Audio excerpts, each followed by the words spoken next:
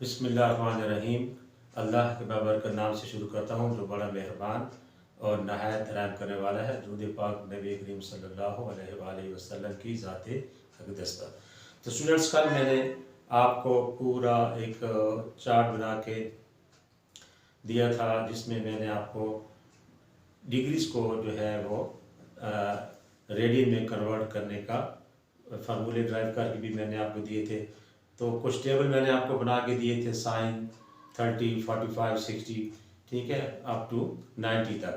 तो आज हम डिग्री एंगल्स को रेडियन एंगल में कैसे कन्वर्ट करेंगे, आज का हमारा ये टॉपिक है। तो इसके लिए मैंने ये आपके लिए एक चार्ट सा बनाया है, इसमें बहुत से एंगल्स आ रहे हैं, ठीक है। तो अब आपने आज का जो हमारा जो मेन टॉपिक है वो है conversion of degree angles into radian angles. पहली बात, अच्छा अब ये देखें कि ये मैंने आपको प्रूफ कराया था कि 1 degree is equal to pi by 180 radian होता है।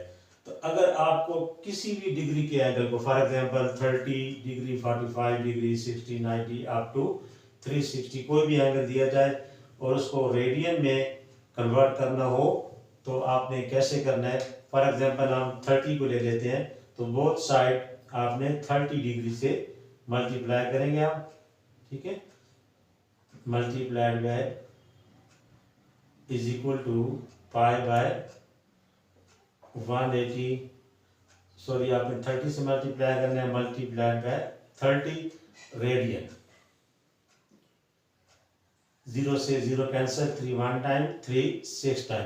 तो 30 डिग्री आपके पास कितना आ गया, पाई बाय 6 रेडियन, ठीक है। 30 degree is equal to pi by 6 radian, ठीक है।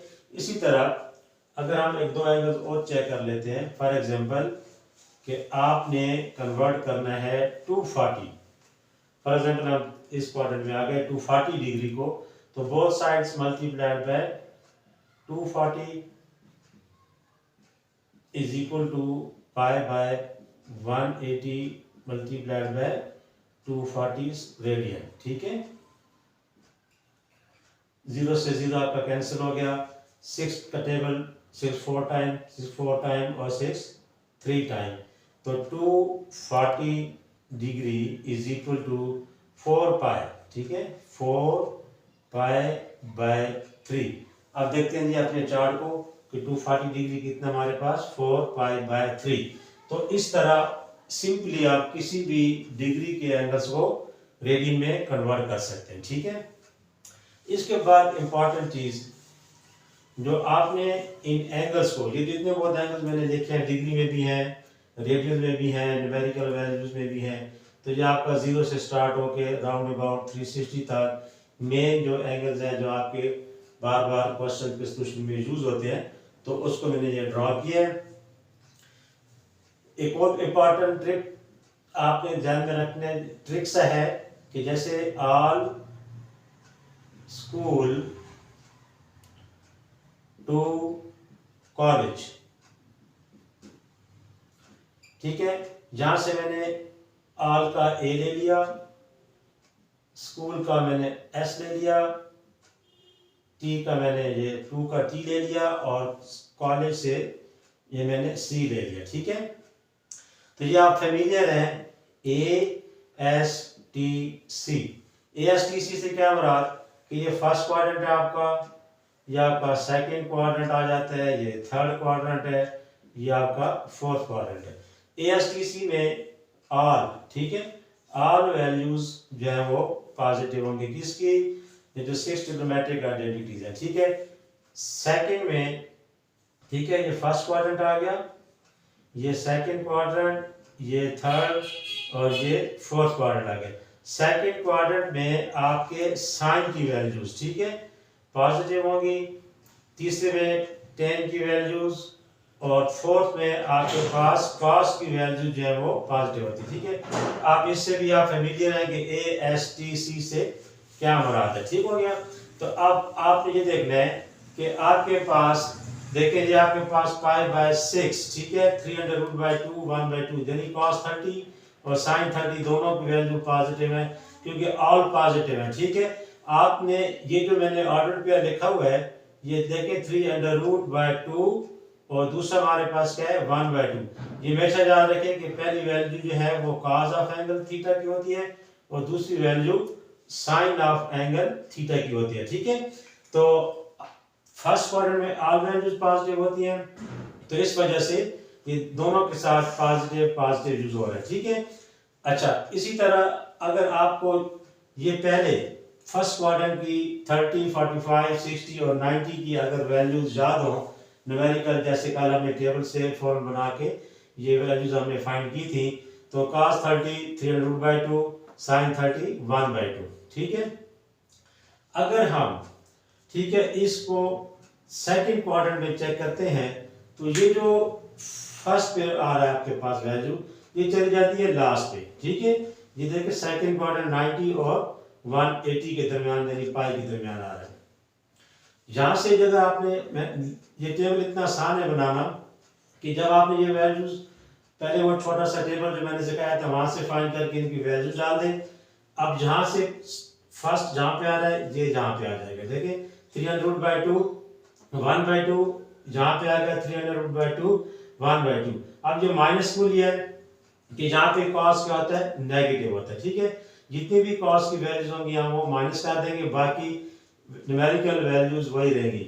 अब सेकंड पे आ जाए 2√2 2√2, तो आपने इसको यहाँ जंप किया, इसको आपने राइट साइड पे जंप करना है। ठीक है, तो ये माइनस में चला गया कॉस का और ये प्लस में रहेगा क्योंकि साइन हमारे पास पॉजिटिव होता है। ठीक है, सिमिलरली आपने एक और जंप लिया, एंगल आपके पास आ गया 60 डिग्री, तो 60 डिग्री में देखें 1/2 कॉस की वैल्यू आ रही है साइन की 3√2, तो ये भी आगे मजीद जंप करेगा, तो यहाँ पे आ जाएगा आपके पास 120 पे 60 और 120 पे वैल्यू सेम होती है, लेकिन साइन में फर्क आ जाएगा वो क्वाड्रेंट की वजह से। ठीक है, तो अब आपने देखा कि 1/2 माइनस में चला गया और 3√2 उस तरह पॉजिटिव में हो गया।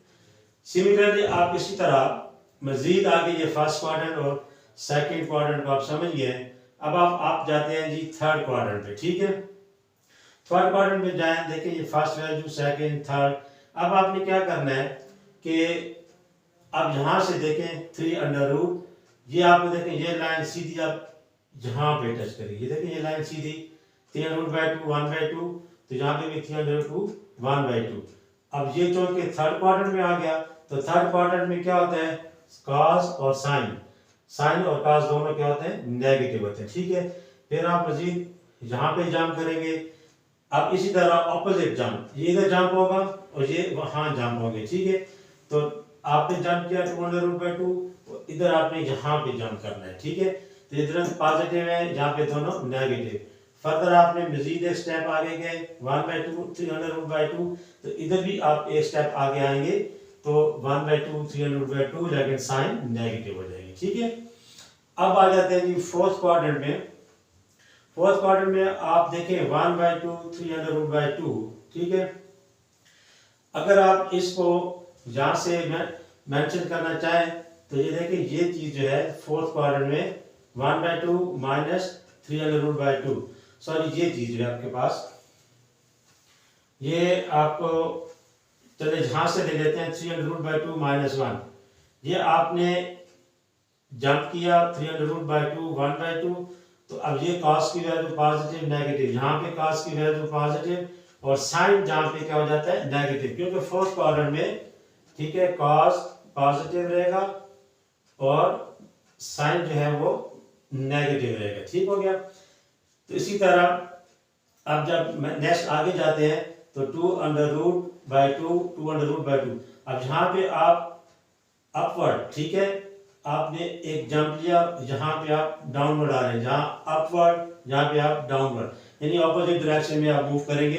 तो अब यहाँ पे देखिए नेक्स्ट वैल्यू हमारे पास 2√2 और 2√2, तो यहाँ पे भी 2√2 और 2√2 है, लेकिन फोर्थ क्वाड्रेंट की वजह से कॉस की वैल्यू पॉजिटिव और साइन की नेगेटिव। अच्छा, फर्दर आपने मजीद मूव किया, ठीक है, एक टर्न और लिया 1/2, तो इधर भी आपने एक टर्न नीचे को लेंगे तो आपका ये रोटेशन आएगी। ठीक है, तो 1/2 पॉजिटिव 3√2 पॉजिटिव फर्स्ट क्वाड्रेंट में, फोर्थ क्वाड्रेंट में ये पॉजिटिव होगा और ये नेगेटिव, ये पॉजिटिव और ये नेगेटिव। ये बात आपको समझ आ गई।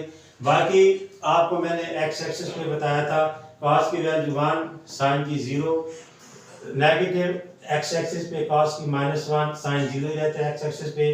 जब हम पॉजिटिव वाई एक्सिस की बात करते हैं कॉस 0 हो जाता है, वाई साइन की वैल्यू जो 1 होती है। जब आप नेगेटिव वाई एक्सिस की बात करते हैं तो cos 0 और y की वैल्यू नेगेटिव आ जाती है। ठीक है, तो इस तरह स्टूडेंट्स आपने देखा कि मुख्तलिफ एंगल्स को आपने कैसे मेमोराइज करना है। तो बहुत ही आसान सा ये चार्ट है, इसको अच्छी तरह आप प्रैक्टिस करें। तो इंशाल्लाह कल हम ट्रिग्नोमेट्रिक इक्वेशन को सॉल्व करेंगे, तो ये सारा टेबल आपका वहाँ पे यूज होगा। तो इंशाल्लाह मुझे उम्मीद है कि आप इसकी प्रैक्टिस करेंगे और कल का लेक्चर आपने लाजमी वॉच करना है ताकि आपको ये कंसेप्ट क्लियर हो जाए। अल्लाह ताला आपका हामी नासिर। अल्लाह हाफिज़।